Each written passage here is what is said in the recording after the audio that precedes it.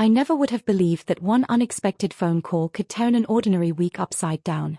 If someone had told me only a few days earlier that I would soon be standing in front of a full-length mirror, dressed in a flowing pastel gown, wearing expertly applied makeup and a pair of heels that made walking feel like a high-wire act, I would have laughed in their face.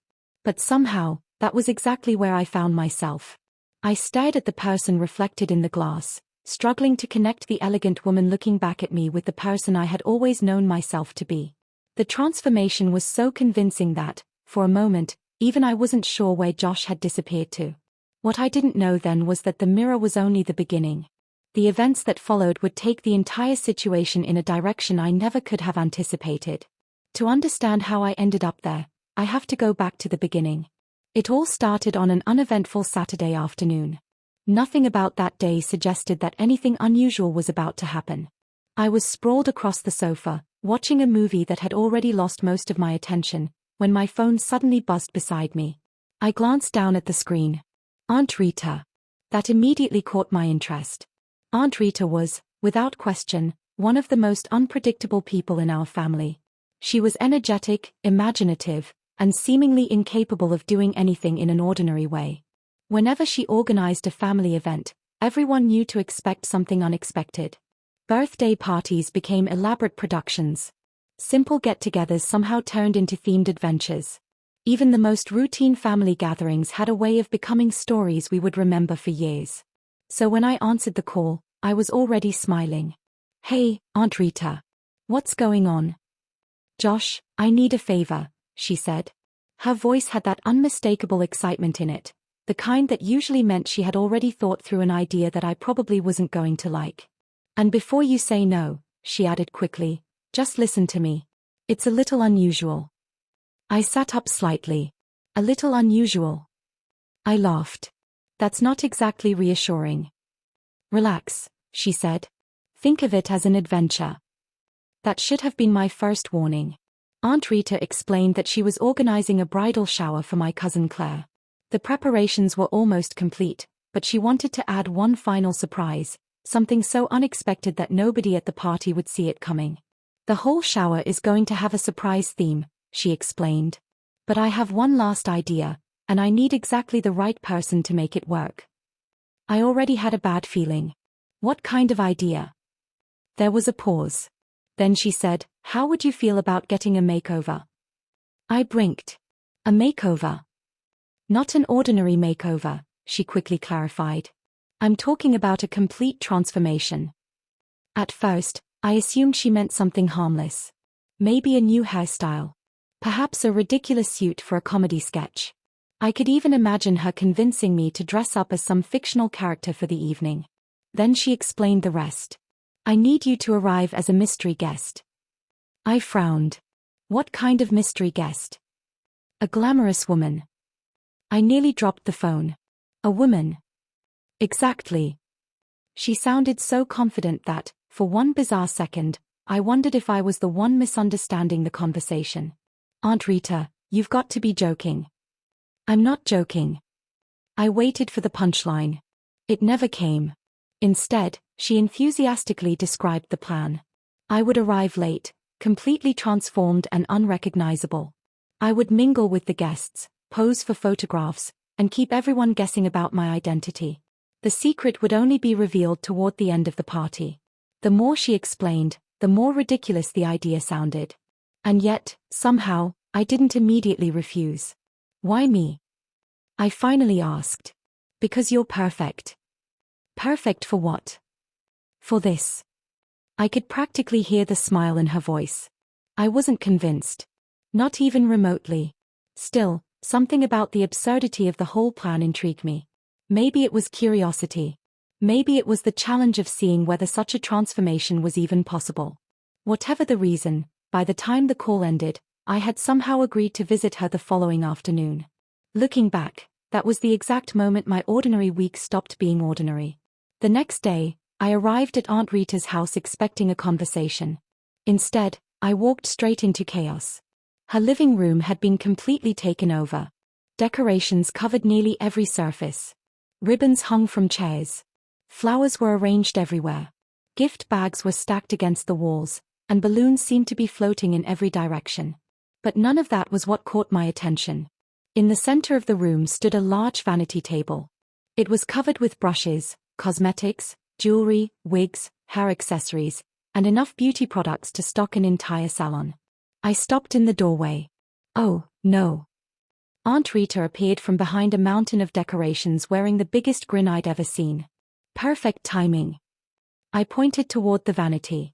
You've already planned everything, haven't you? Of course. She said it so casually that I realized there had never been any possibility of this being a simple discussion. Before I could protest, she was already leading me toward the table. Then she opened a garment bag. Inside was a beautiful pastel dress. I stared at it. Then I stared at her. You're not seriously expecting me to wear that? Oh, I absolutely am. Her expression made it clear that arguing would be pointless. She showed me the matching accessories next, jewelry, shoes, and other carefully chosen details that made it obvious she had been planning this far longer than she had admitted. I should have walked away. Instead, curiosity got the better of me. I wanted to know what would happen. Could someone really change my appearance so dramatically that my own family wouldn't recognize me? There was only one way to find out. A few minutes later, I was sitting in front of the vanity mirror while Aunt Rita arranged her tools around me like a painter preparing a blank canvas. And then the transformation began. First came the foundation. Then concealer. Then contouring. Then eyeshadow. Mascara. Blush. Highlighter. I quickly lost track of the names of the products she was using. What surprised me most was how carefully she worked. Every movement seemed deliberate. She blended, adjusted, stepped back, studied my face, and then made another tiny change. At first, the difference was barely noticeable. Then it wasn't. I watched in silence as my reflection slowly became unfamiliar. My jaw appeared softer. My features seemed more delicate. My eyes looked larger. Even my expression seemed different.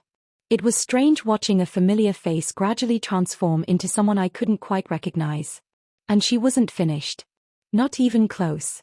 The makeup was only the first stage. Next came the wig.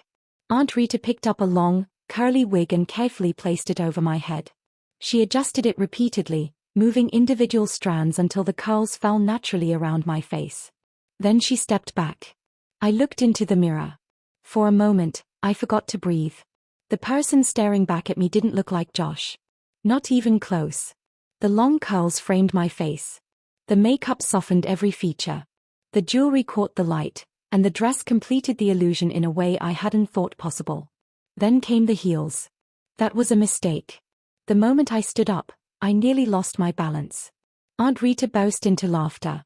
Careful. I'm trying. I took another uncertain step. The shoes made me feel as though the floor had suddenly become several inches farther away. But despite my awkwardness, the transformation itself was undeniable. I slowly turned toward the mirror, taking in the entire image from head to toe. I couldn't believe it. A woman was staring back at me. At least, that's what the reflection suggested.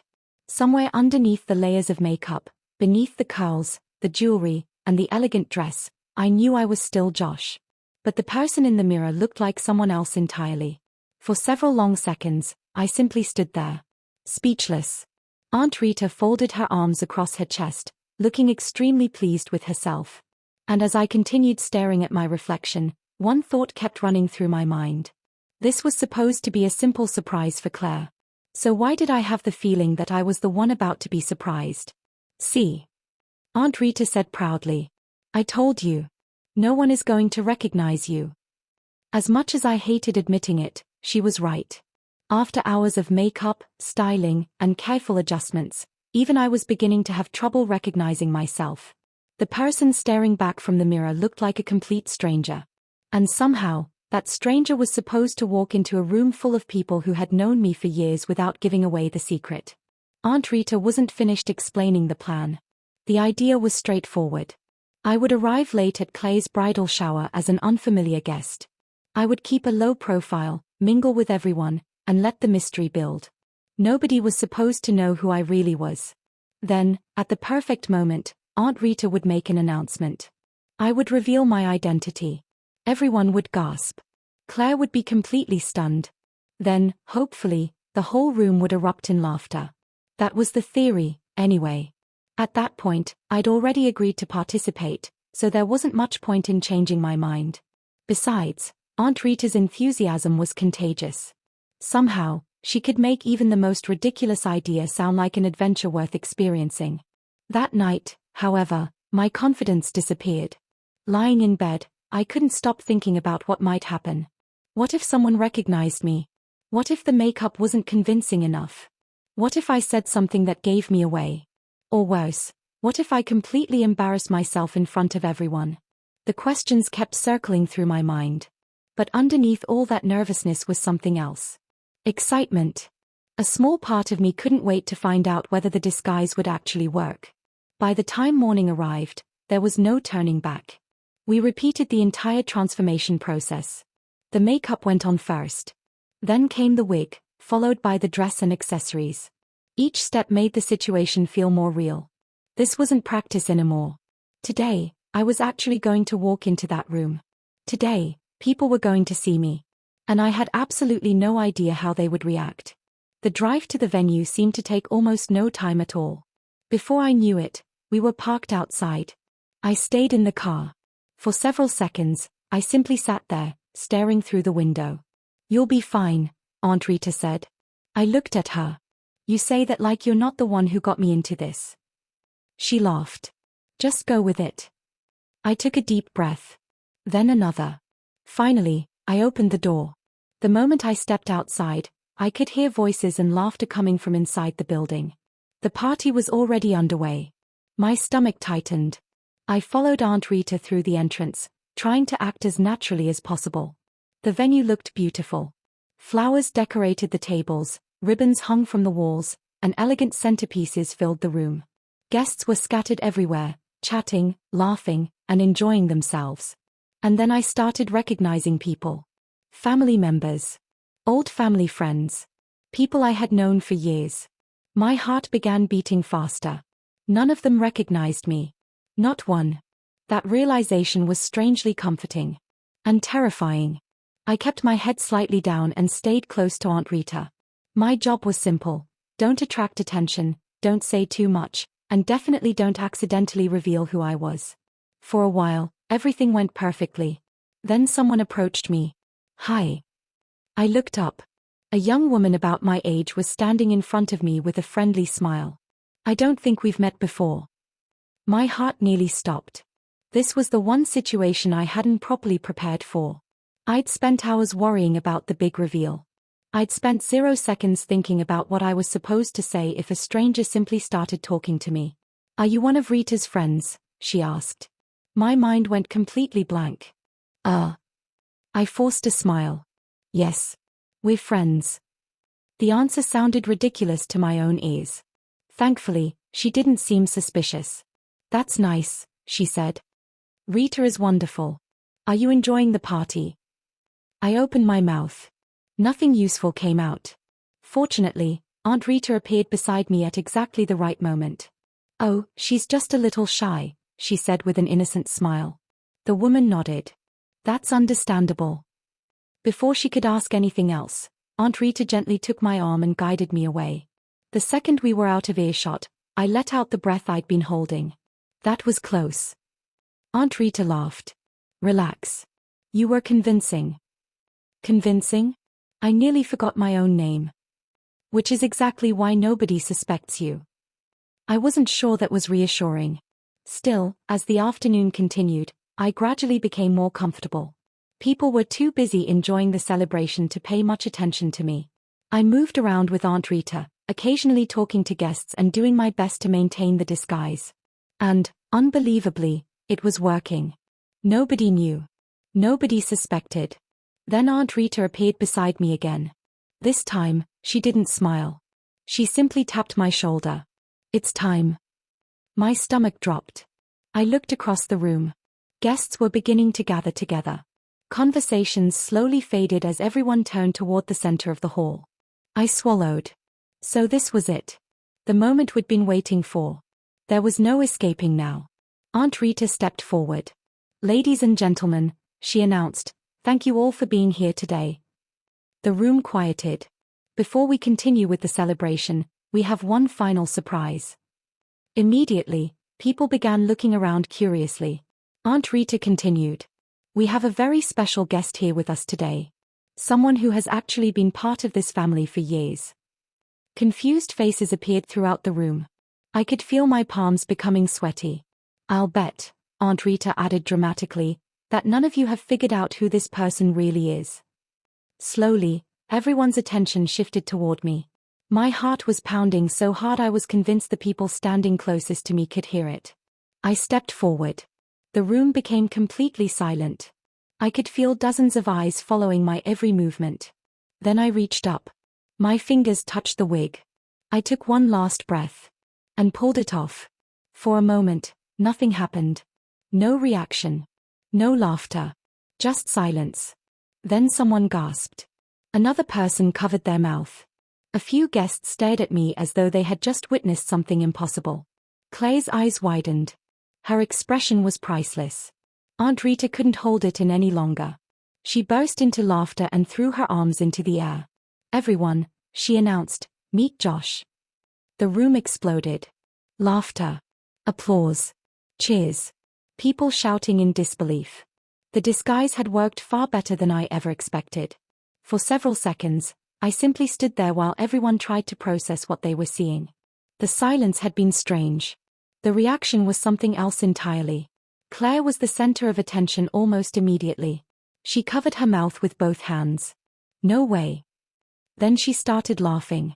That's actually Josh. She walked toward me, staring at my face. I can't believe this. The entire room laughed again. You completely fooled me, she said. I would never have recognized you. Then she looked me up and down. You actually look amazing. That comment made all the nervousness feel worthwhile. What surprised me most, though, was the reaction itself. Nobody was laughing at me. Nobody seemed uncomfortable. Everyone was laughing because they were genuinely amazed that the transformation had worked, and because I had actually gone through with the whole ridiculous plan. The atmosphere was warm and joyful. Soon, people started coming over to talk to me. Some wanted to know how long the makeup had taken. Others wanted to know what it felt like to spend hours in disguise. Several people had the same question. How did you survive those heels? That question became a joke almost immediately. One guest challenged me to race across the room. Another woman said she wouldn't last 5 minutes wearing shoes like that. For the first time since arriving, I completely relaxed. I was having fun. Real fun. I found myself laughing and telling stories about the transformation. What had started as something I thought might be embarrassing had turned into one of the most entertaining experiences I'd ever had. But the experience also taught me something. I had always worried too much about what other people thought of me. Yet here I was, standing in front of an entire room dressed in a way I never would have imagined, and nobody was judging me. If anything, people respected me for being willing to play along. There was something strangely freeing about that. I thought the biggest surprise of the day was over. I was wrong. Aunt Rita approached me again. That familiar mischievous smile was back on her face. Come with me. I stared at her.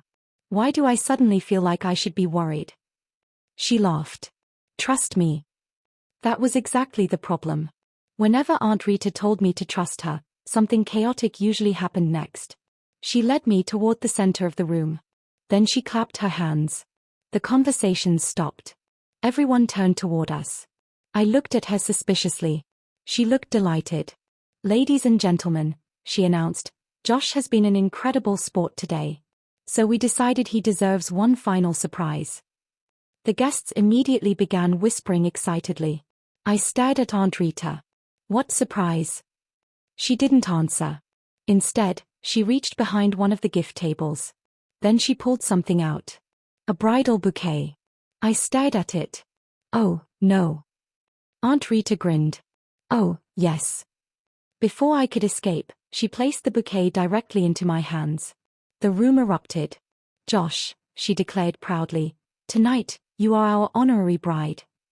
The cheering became deafening. My face turned bright red. There I stood, wearing the dress, balancing in heels, and holding a bouquet while my entire family laughed and applauded. Part of me wanted to disappear. The other part couldn't stop laughing. Then someone started the music. A few guests began encouraging me toward the center of the room. I tried to resist. It didn't work. Within seconds, I was participating in an improvised bridal dance. I attempted to move gracefully. The heels had other ideas. Every awkward step earned another round of laughter and applause. The bouquet bounced in my hands as I tried to keep my balance. Even Claire joined in, laughing so hard that tears appeared in her eyes.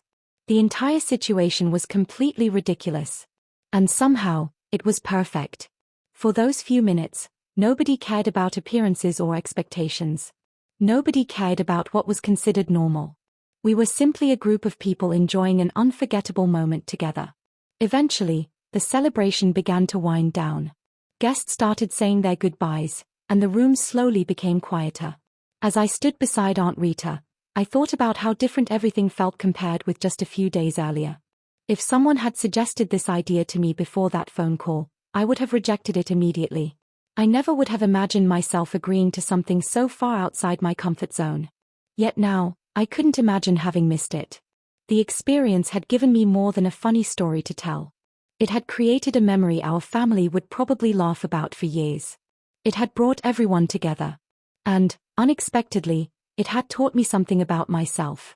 Sometimes, the experiences that seem the most ridiculous at first can become the ones we treasure most. Sometimes, stepping outside your comfort zone is exactly what you need. And sometimes, the best memories begin with the craziest ideas.